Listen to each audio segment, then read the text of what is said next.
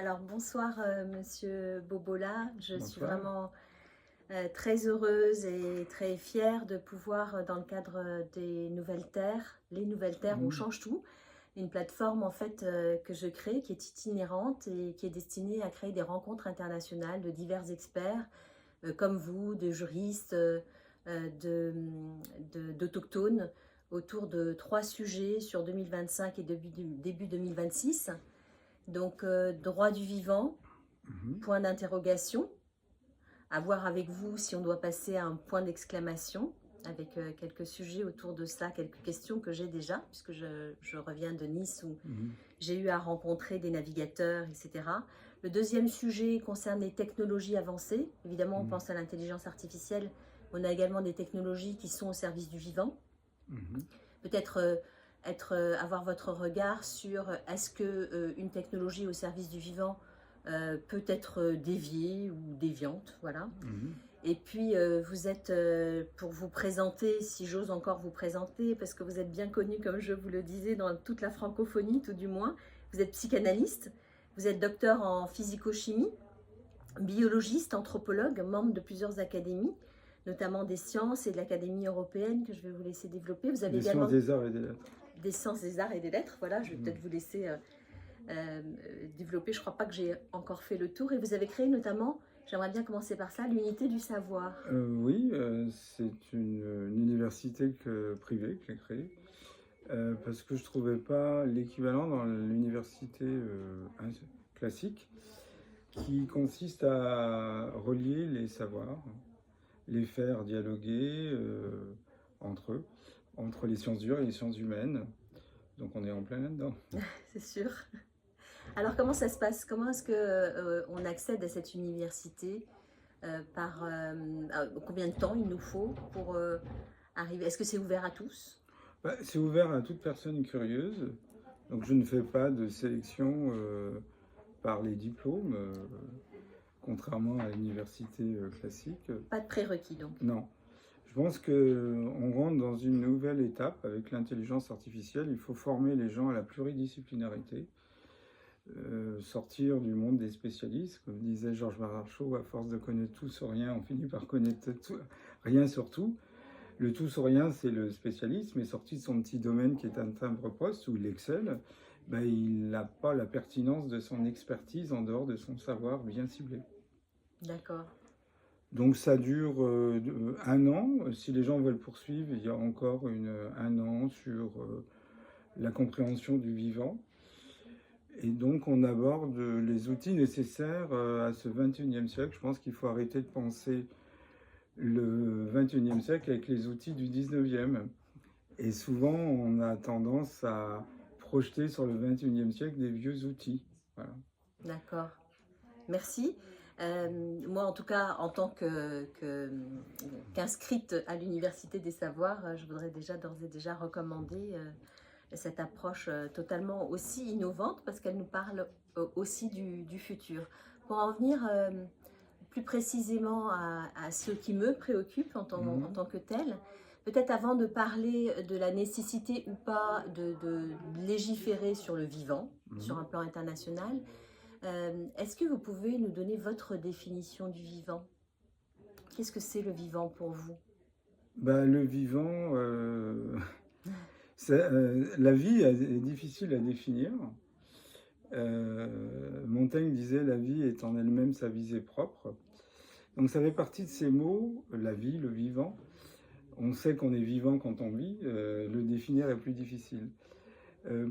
Pascal parlait de mots primitifs parce qu'il y a des mots qui ne dérivent que d'eux-mêmes, comme le temps, la vie en fait partie. Alors selon la cybernétique c'est la science de régulation des systèmes inertes ou vivants. Et vivant, c'est qui est capable de s'auto-réguler, s'auto-organiser, s'auto-reproduire et s'auto-conserver. Voilà. Est-ce qu'à partir de là, on peut considérer, parce que si on prend les traditions autochtones et les représentants des traditions autochtones, pour eux, le soleil, c'est le grand-père ou le père, selon les traditions. L'océan, c'est la grand-mère, puisque c'est la matrice qui précède toute vie sur Terre. Et puis, ils personnifient comme ça les éléments. qui me sont chères d'ailleurs, puisque moi-même je développe des pratiques dans le cadre de la biophilie qui est l'amour du vivant, Mhm.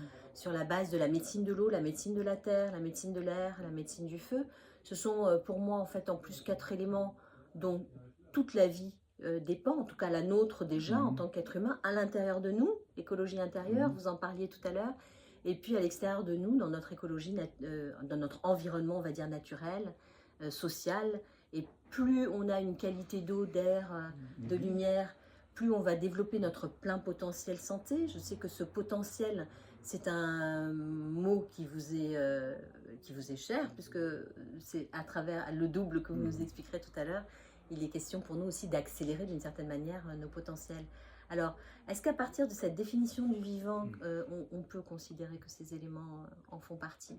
Bah, disons que la vie, c'est une succession de consciences complémentaires. On peut se poser la question du rôle de l'homme, c'est la clé de voûte de la conscience du monde minéral, animal et végétal. Donc chaque élément a une conscience qui n'est pas la même que l'être humain, mais c'est une conscience. Donc on doit respecter le vivant tout en sachant que une plante, un animal, un être humain a sa spécificité propre. Je crois qu'il faut définir les vivants plutôt que le vivant, me semble-t-il. Ensuite, souvent, les éléments, on les définit. Par exemple, on trouve beaucoup dans les peuples traditionnels la notion de principe masculin et de principe féminin. Alors, qu'est-ce que c'est qu'un principe masculin? C'est un principe émissif, comme le soleil, et qui véhicule une information potentielle. Et cette information ne serait rien s'il n'y avait pas un principe féminin, par exemple une plante avec ses feuilles et sa chlorophylle qui recueillait la lumière et qui faisait en sorte que cette lumière, grâce au gaz carbonique capté dans l'air et l'eau puisée dans le sol, elle puisse donner les éléments nutritifs de la plante, notamment la cellulose, qui est un sucre important pour la plante. Donc, principe masculin et principe féminin sont complémentaires, comme spermatozoïde et ovule. S'il n'y avait que le spermatozoïde, il n'y aurait pas de vie. S'il n'y avait que l'ovule, il n'y a pas de vie. Donc, c'est une complémentarité. Je crois que la philosophie du vivant, c'est la philosophie complémentariste, un petit peu comme en physique quantique, où les opposés ne sont pas contradictoires, mais deviennent complémentaires. Alors quand on regarde les peuples traditionnels, oui, tout est vivant, mais tout a une vie spécifique. Et donc il faut éviter le danger de l'Occident, qui est l'uniformisation et la standardisation. C'est pour ça que je dirais, je parlerai des vivants et des différentes formes de vie. Donc ça porte un nom, ça s'appelle l'animé. C'est la meilleure façon effectivement de respecter l'environnement, parce que ce qui est vivant est beaucoup plus proche de nous vivants. Il y a un schisme entre l'inerte et le vivant. Si vous marchez sur votre tube de dentifrice, vous n'allez pas passer une nuit d'insomnie. Si vous écrasez un être vivant, c'est beaucoup plus dommageable en termes d'être vivant vis-à-vis d'un autre être vivant. Ah oui. Écoutez, c'est une passionnante approche et en même temps, je m'interroge parce que ces éléments dont je vous parle, ils sont vitaux. Je trouve que lorsque notre air est asphyxié, lorsque notre terre est malade, lorsque nos océans, par exemple, sont surexploités, comment est-ce qu'on fait, nous, pour se régénérer? Alors, tout à l'heure, on va parler de biorésonance, puisque je suis aussi praticienne en biorésonance et j'ai aussi vraiment envie d'avoir votre avis scientifique là-dessus, parce que moi, j'ai que les retours d'expérience. Et je pense que ça peut intéresser beaucoup de monde si c'est un modèle futuriste et que vous le validez. Mais comment est-ce qu'on fait? Parce que nous, on n'a pas de prise. On devrait pouvoir exiger au sens de l'OMS, la santé étant le meilleur état de bien-être possible. Non, mais l'OMS en 1947 a défini la santé comme un complet état de bien-être social, mental et physique. Oui. Donc c'est le côté social qui est important, puisque maintenant on est en train de sombrer dans l'individualisme. Je crois qu'il faut réapprendre les mécanismes, les lois du vivant. Il faut une logique du vivant. Je crois que protéger sans comprendre le vivant, ça ne sert à rien. Donc on voit bien, par exemple, il y a eu beaucoup d'organismes, on ne va pas citer des noms, on va rester correct, qui ont considéré que la Terre, c'est une boîte noire dans laquelle on met des intrants chimiques, sodium, potassium, phosphore, et c'est ça la vie. En fin de compte, c'est une sorte de travestissement des travaux de Justus von Liebig, qui fut l'un des premiers biochimistes à s'intéresser aux vivants. Alors l'époque où la biochimie n'était pas née, c'est un chimiste organicien qui s'est intéressé au vivant. Il a été le premier à synthétiser l'urée. Effectivement, il a analysé une plante, il a trouvé qu'il y avait de l'azote. Effectivement, les protéines sont des produits azotés. Il a trouvé du phosphore, on en trouve dans l'ADN, et le potassium, il y en a dans les plantes. C'est ce qui permet l'ouverture et la fermeture des trous qu'il y a dans les feuilles, qu'on appelle les stomates. Mais en aucun cas, une plante se réduit à de l'azote, du phosphore et du potassium. Donc, il faut essayer de comprendre. Je pense que, par exemple, nous sommes des êtres nomades et la plante est un être fixe. Donc on est soumis à ce que j'appellerais un nomadocentrisme, c'est-à-dire que la plante qui est locale, elle doit résoudre ses problèmes localement. Alors que l'animal ou l'homme, quand il a créé un désordre dans un endroit donné, il quitte cet endroit. Puis il va créer un autre désordre ailleurs. Donc la plante est obligée d'avoir une intelligence collective. Je crois que l'intelligence collective des hommes n'est pas l'intelligence collective des plantes. Il faut avoir l'humilité. Une plante, par ses racines, c'est là où se trouve son intelligence, son réseau de champignons, qu'on appelle réseau de mycorhisation, les bactéries, c'est pas la même chose que de se réunir. Chez l'homme, il y a souvent des arrière-plans de pouvoir, l'arrière-pensée est souvent d'avant-garde. Si le végétal ou une forêt avait fonctionné comme ça, il y aurait longtemps que le végétal aurait périclité. S'il a réussi, c'est parce qu'il a été au-delà des particularités. Donc déjà, faisons œuvre d'humilité, retournons au charbon, regardons comment fonctionne le vivant. 95% des bactéries du sol sont inconnues. Il faudrait vraiment réfléchir sur la façon dont fonctionne le vivant avant toute législation. Parce que ça permettrait, parce que protéger, c'est une étape, mais ce n'est pas suffisant, il faut régénérer. Donc, il faut revaloriser l'agriculture traditionnelle qui a été éradiquée au nom de la révolution verte qui a valu à Norman Boulot le prix Nobel de la paix pour avoir introduit la révolution verte. Donc, c'est la première chose que j'aurais à dire. Ensuite, effectivement, il faut prendre conscience des différences entre le vivant fixe et le vivant mouvant, le cristal, etc. Il y a toute une éducation à faire et souvent on passe vite dessus en parlant des différents règnes, le minéral, le végétal, l'animal et l'homme. Donc voilà. Et ensuite, on pourra essayer de voir des lois. Mais quand les lois existent, c'est parce que l'éducation a failli. Je pense que dans les sociétés traditionnelles, il n'y a pas besoin d'avoir des lois de l'environnement. Naturellement, on sait que la nature est à respecter, elle n'est pas à prédater, donc il faut qu'il y ait dès le départ une compréhension des lois et qu'on fasse appel à des gens qui savent régénérer les sols. Et non pas avoir des grandes politiques où c'est comme quand on a replanté les arbres, on a déforesté les forêts primaires, on a replanté les arbres et les gens disent on a replanté. Ben non, ils ont replanté une forêt secondaire avec les différences. Donc ça, c'est la première chose. Je pense que dans l'éducation, il faudrait vraiment apprendre aux enfants comment fonctionne une forêt, un végétal, etc. Et s'inspirer de, par exemple, une forêt, elle ne cherche pas à maximiser son fonctionnement, elle cherche le climax, l'optimisation. Donc il faudrait investir ça dans l'économie. Parce que si on laisse l'économie telle qu'elle est, qui est une économie de prédation, avec des lois sur l'environnement, ça ne changera pas grand-chose. Non.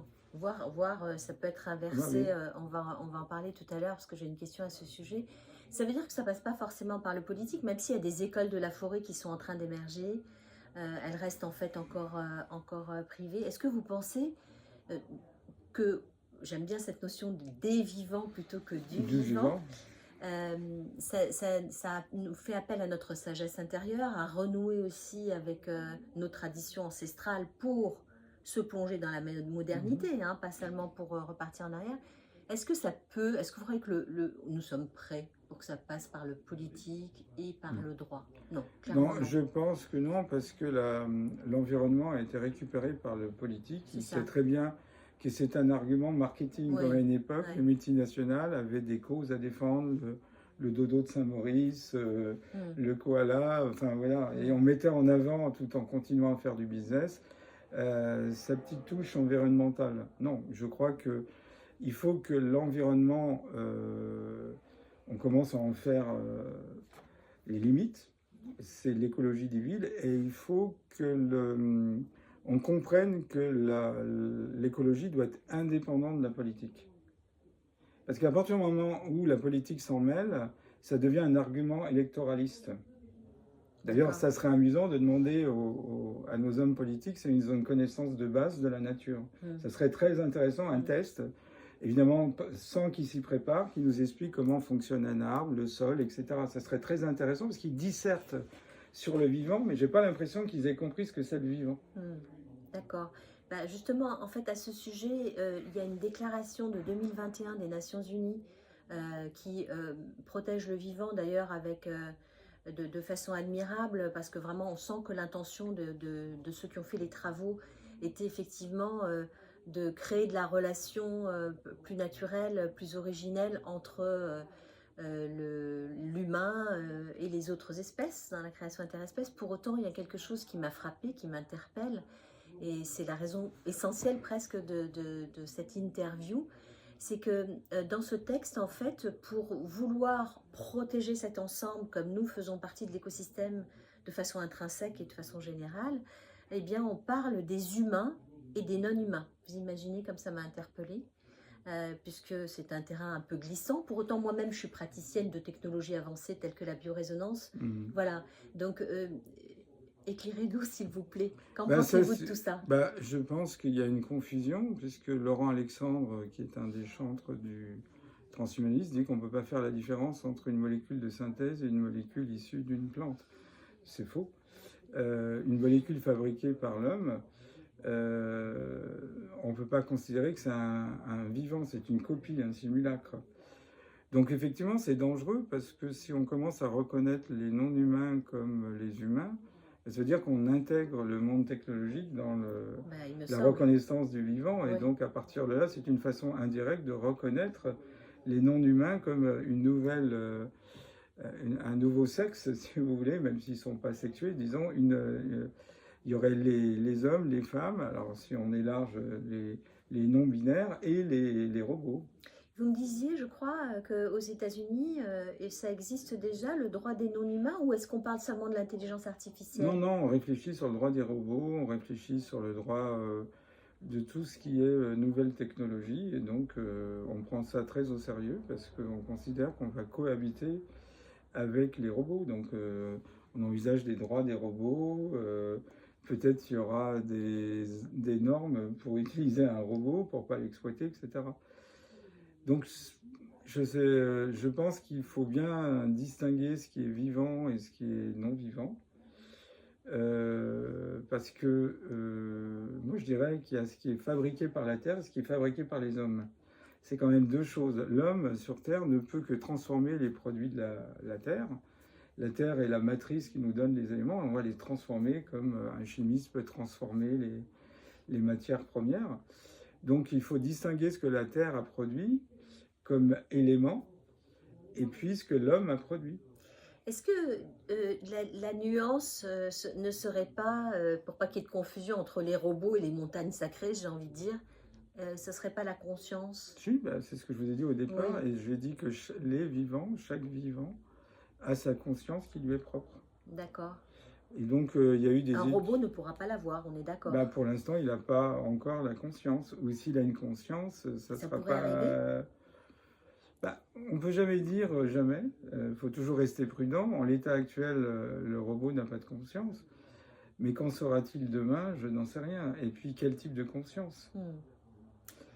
Alors, en ce qui vous concerne, vous êtes aussi très connu, et moi je vous ai connu par ce biais-là, pour nous proposer une approche du double quantique.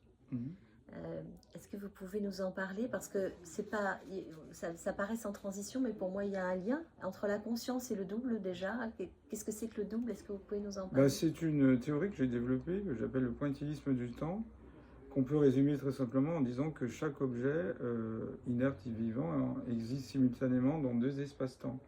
L'espace-temps de l'incarnation et un autre espace-temps où le temps s'écoule différemment que l'espace-temps dans lequel nous sommes incarnés.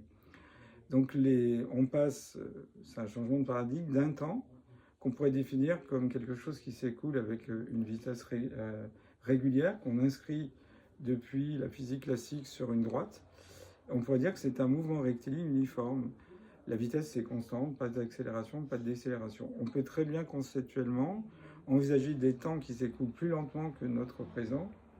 On va les appeler des passés potentiels, et des temps qui s'écoulent plus rapidement que notre présent, qu'on va appeler des futurs potentiels. Ce qui fait que notre présent étant encadré par des groupes de temps à écoulement décéléré par rapport à ce même présent et accéléré par rapport à ce présent. Et ce qu'on appelle le présent, c'est l'actualisation d'une potentialité passée ou future. Donc la conséquence pour nous, c'est que nous existons simultanément dans deux espaces-temps, un espace-temps où le temps offre la possibilité d'incarnation, comme j'ai dit, qui obéit à une logique matérielle. Il y a un autre espace-temps qui obéit à une autre logique que certains appellent la logique divine, la logique spirituelle, la logique informationnelle. Notre présence dans l'autre espace-temps n'est pas incarnée, mais informationnelle, et c'est cet autre nous-mêmes, que je pourrais appeler le double, a la possibilité d'aller chercher les meilleures potentialités, passées ou futures, pour nous deux. Donc on est dans une coévolution. Je trouve que ça va bien avec les sociétés traditionnelles, parce que les sociétés traditionnelles, ça fait partie des invariants, considèrent qu'il y a deux mondes, le monde de la réalité ordinaire, qu'on pourrait appeler le monde visible ou le monde prosaïque, et un autre monde invisible, le monde de la réalité non ordinaire, qu'on pourrait appeler le monde poétique. Pour les peuples traditionnels, ce monde est rempli de Dieu, d'émissaires de Dieu, d'esprits célestes nocturnes, pathogènes, bienveillants, de maîtres des animaux, de maîtres des plantes, d'ancêtres décédés. Et le chaman est supposé aller chercher dans ces mondes des informations qu'il ramène pour la collectivité, pour une personne. Généralement, il n'agit pas pour son propre compte. Ce qui est le contraire des politiques, qui généralement mettent en avant des mesures environnementales pour leur propre carrière. C'est la raison pour laquelle j'insiste que la politique ne doit pas être couplée à l'environnement, puisque la politique travaille à sa propre, comment on pourrait appeler ça, sa propre réélection. Vous voyez, un politique, il travaille pour être élu. Il est très égocentré sur sa carrière. Il ne travaille pas pour les générations futures. Et alors, est-ce qu'avec notre double, le travail du double, on peut justement créer une relation et par exemple, purifier l'air, purifier l'eau? Parce que c'était mon sujet de départ. Je pense que vous avez des expériences dans certains endroits du monde, non? Oui, en discutant avec des peuples traditionnels, notamment les peuples de la Sierra Nevada Santa Marta, ils considèrent que nous avons, par nos émotions, nos actes, nos pensées, pollué le monde invisible. Et les Kogi l'appellent Aluna. Et donc, par des rituels, des prières, on pourrait le dépolluer. Parce qu'effectivement, quand vous avez deux mondes, la question qui se pose, où est la cause, où est l'effet? Donc, pour les peuples traditionnels, le monde invisible est la cause de ce que nous vivons ici. Donc, si on n'agit pas sur ce monde invisible, eh bien, ça sera difficile d'avoir une action complète dans notre monde incarné, puisque, effectivement, on s'est coupé de la cause. Alors, je pense que il faut mettre en place des actions dans le monde incarné, dans le monde invisible. Comme ça, on aura une action complète dans la logique matérielle et dans la logique spirituelle. Et ça pourrait être du coup en groupe et on pourrait comme ça agir sur un plan local, sur par exemple nos océans, l'eau du robinet que nous buvons, des choses. Oui, tout à fait. Vous avez des expériences similaires, j'imagine? Oui. Vous avez déjà des retours d'expérience là-dessus? Oui, j'ai eu des retours d'expérience. C'est ce qu'on retrouve, les rituels de la chrétienté primitive qu'on appelle consacrer les choses. Donc oui, on peut même, le futur est multiple, aller chercher le futur qui nous convient le mieux harmonieusement. Je trouve que l'Occident s'est coupé du monde invisible et donc la modernité s'est construite uniquement dans le monde incarné, avec la logique matérielle.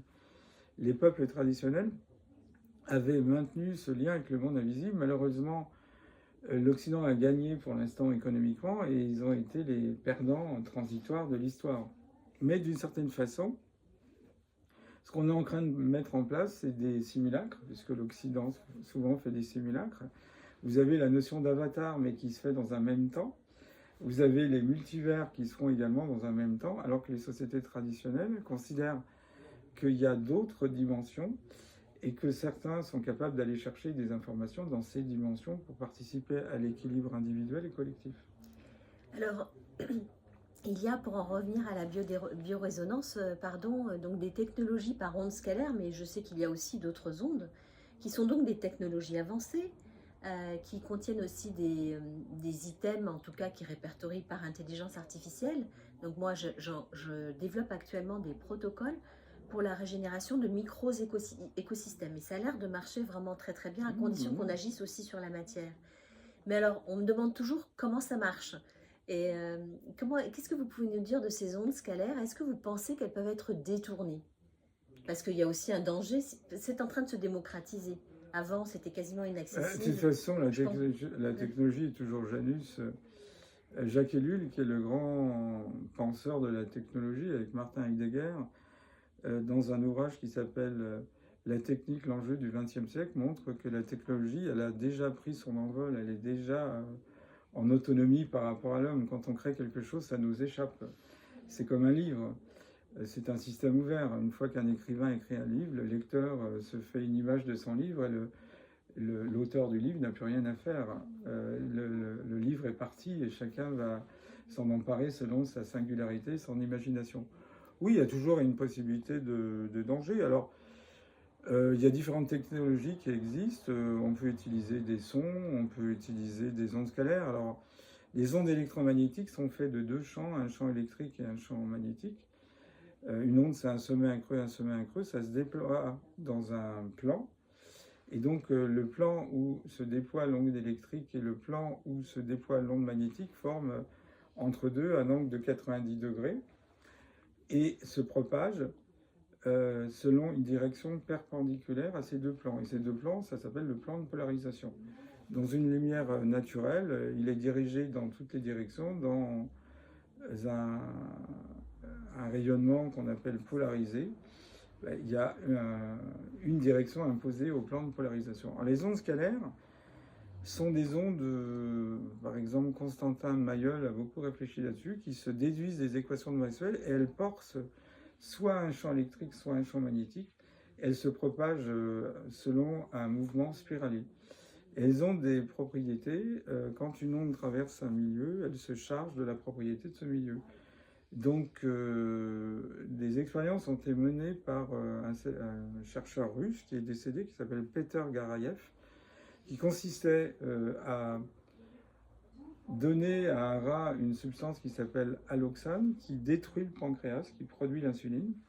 Ensuite, on fait passer une onde scalaire à travers un pancréas sain, et ensuite, l'onde qui s'est chargée de l'information du pancréas sain passe par le pancréas qu'on a détruit, par la substance alloxane, et on constate que les cellules souches vont être relancées pour régénérer le pancréas. Ce qui fait que dans cette approche, on appelle ça la génétique vibratoire, on est dans une autre approche que l'approche proposée par l'industrie pharmaceutique qui consiste à greffer, changer, etc. On régénère. Et c'est un peu le maître mot, c'est-à-dire que régénérer, c'est peut-être la clé. Donc c'est intéressant de voir l'impact des ondes scalaires sur l'environnement. Pour la santé, il y a d'autres procédés, mais c'est des procédés ondulatoires. Donc d'où ça vient? Une des propriétés de la physique quantique nous dit qu'un atome, une molécule, a une double dimension simultanément, onde et corpuscule. On commence à s'apercevoir que la biologie accepte des propriétés quantiques qui viennent compléter les propriétés classiques, parce que souvent l'argument a consisté à dire que la physique quantique ne s'applique qu'aux atomes, aux molécules, et quand on arrive aux cellules, aux tissus, aux organes, donc au corps dans son ensemble, ça s'arrête. Non, on commence à s'apercevoir que des grosses molécules comme les Fullerene, 1080 atomes, ont une dimension vibratoire qui vient compléter la dimension corpusculaire.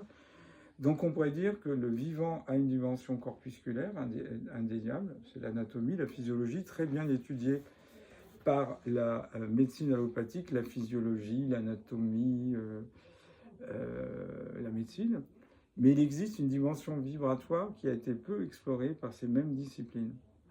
Donc si on admet qu'une molécule a une double dimension, il est difficile de ne pas envisager qu'une cellule qui est faite de molécules ayant cette double dimension n'ait pas cette dimension vibratoire qui vient compléter la dimension matérielle de chacune de ces molécules.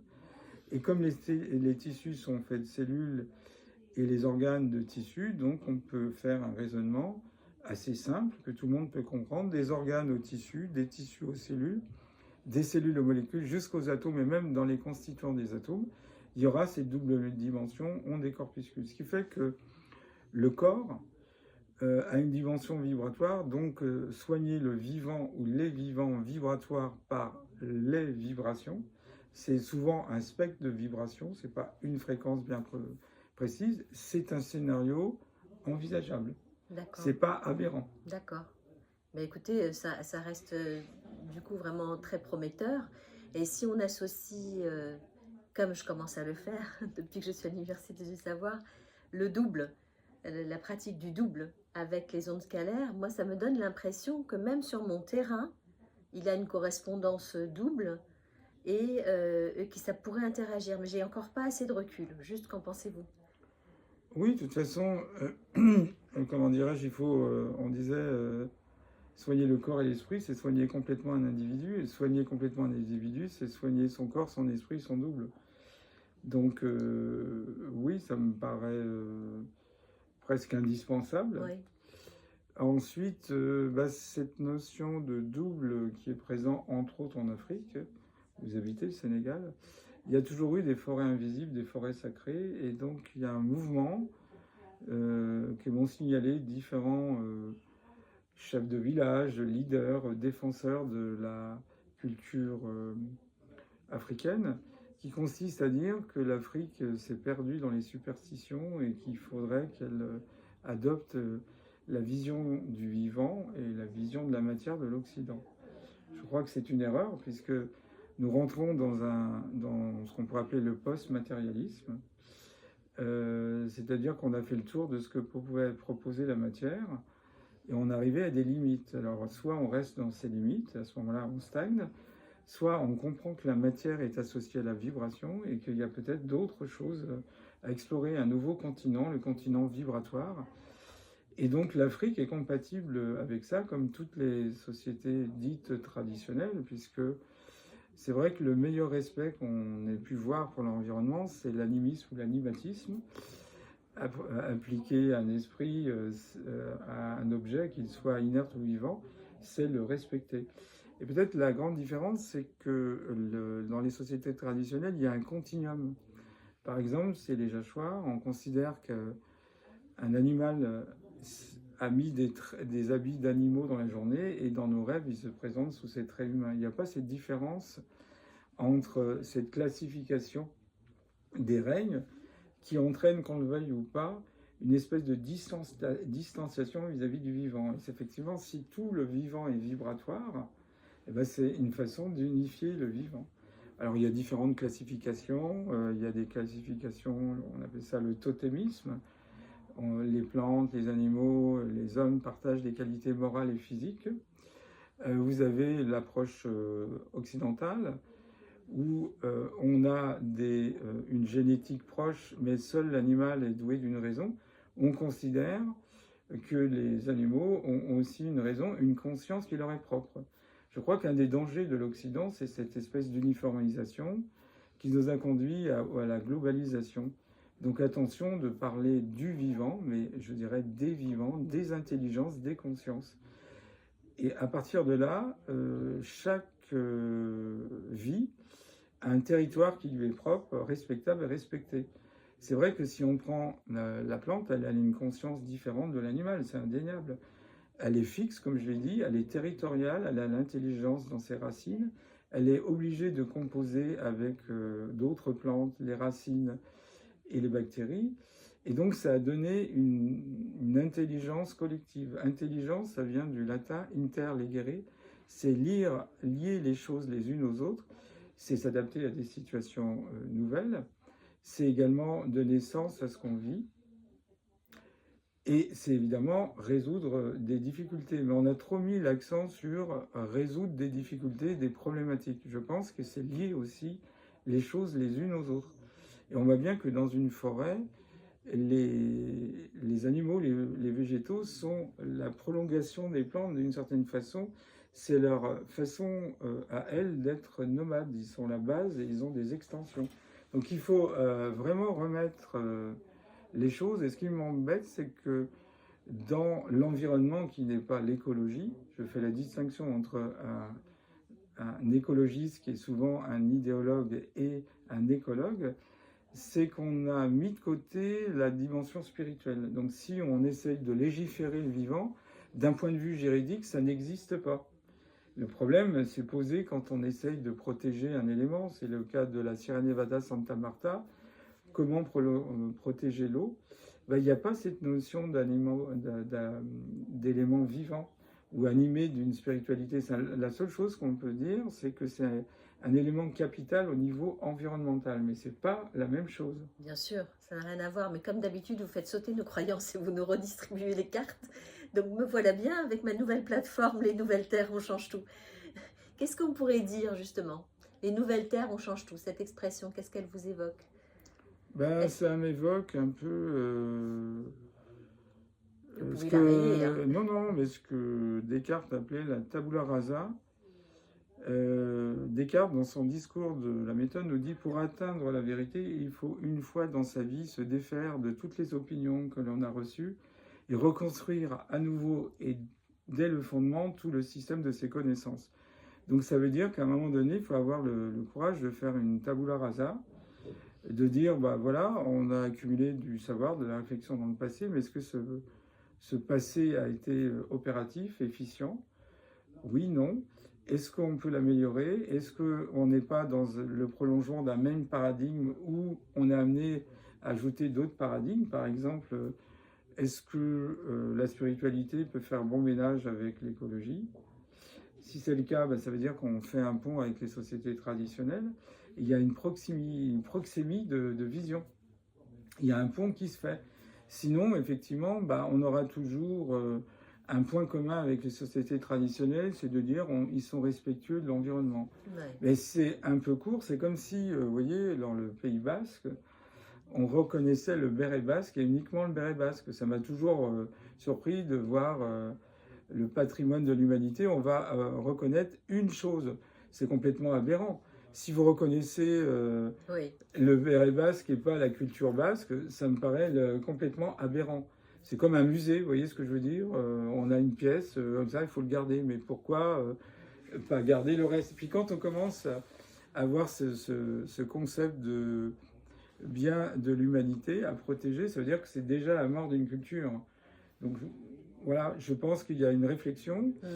Je pense aussi que les peuples traditionnels ont des outils qualitatifs qui ne sont pas les outils de la science. Par exemple, je me souviens qu'une étudiante me disait que dans certaines régions d'Amérique du Sud, les peuples qui vivent près des océans avaient déjà vu qu'il y avait des modifications des courants océaniques parce qu'ils vont chercher les coquillages avec les pieds et au bout d'un moment, ils sentent qualitativement les différences. Donc, ils ont des critères qualitatifs qui n'existent pas dans les outils qu'on utilise en écologie. Les outils qu'on utilise en écologie sont souvent des outils de quantification, de calculabilité, de modélisation, ce qui n'est pas du tout l'esprit des peuples traditionnels. Donc, il faudrait dialoguer avec eux, leur demander comment eux, ils perçoivent l'évolution du monde et en tenir compte, plutôt que d'avoir une position de sachant vis-à-vis d'eux, en disant, nous, on sait, on est dans la science, et eux, ils ne savent pas. Ils sont dans l'enfance, dans la science, ou dans un esprit primitif qui est certes intéressant, mais qui n'est pas à prendre en compte. Écoutez, je vous remercie vraiment infiniment Merci à vous. parce que moi, ça m'ouvre, ça me fait déjà penser que je dois réaménager mon agenda et peut-être aller vers d'autres interlocuteurs. Donc, merci beaucoup. Est-ce que vous avez des événements à venir? Je ne vous ai pas posé la question en off. Oui. Là, on s'adresse en fait, en tout cas, à la francophonie aussi, hein, puisque en France... j'ai pas besoin de relayer l'information, ni en Europe d'ailleurs, mais peut-être un peu plus au Sénégal. Et là, c'est la saison où tout le monde voyage, tout le monde vient vers l'Europe. Donc, dites-moi. Donc, je vais, si vous regardez sur mon site unitédusavoir.com, vous tapez Philippe Bogola ou unitédusavoir.com, vous verrez mes événements. Je participe à un congrès qui s'appelle le potentiel humain, c'est un peu dans votre veine. On essaye de revenir au potentiel de l'humaine nature, parce que c'est ça. J'ai fin juin, ça doit être le 28 ou le 29, je crois, c'est un samedi. J'ai un dialogue avec Jean-Dominique Michel, et puis sinon, il suffit de regarder mon Le site et on a et l'actualité. vous aurez l'actualité, Pour que les plus des personnes conférences. puissent vous rejoindre. Voilà, tout à fait. D'accord. Et peut-être à bientôt en Afrique aussi, non? Oui, avec plaisir. En tout cas, merci. Je suis vraiment très, très heureuse. Merci beaucoup. Merci à vous Merci. d'avoir pensé à moi. Au revoir.